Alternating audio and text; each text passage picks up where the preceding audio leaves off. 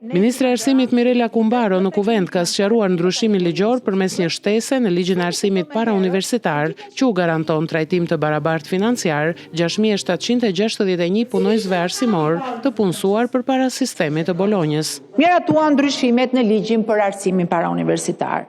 Një nga ndryshimet më të rëndësishme lidhe pikërisht me një boshllok, do të thoja, të krijuar ndër vite në trajtimin financiar të një kategorie mësuesish. Bëhet fjalë për ata që janë punësuar përpara datës 1 mars 2017 me kohë të plotë dhe pa afat dhe që zotrojnë diploma të cilat për shkak të kohëzgjatjes së programeve të studimit nuk e ekuivalentoheshin me 8 semestra sipas kuadrit ligjor në fuqi. Dua të siguroj se përmes ndryshimit ligjor të votuar këtu në datën 5 mars janë 6.761 punonjës arsimor që përfitojnë sot trajtim të barabartë në raport me kolegët e tyre, duke i dhënë fund një endeku të padrejtë në sistemin e pagave. Gjithashtu gjatë fjalës së saj, Ministri i Arsimit sqaroi angazhimin e ministrisë për të adresuar këtë çështje menjëherë pas vendimit të gjykatës kushtetuese.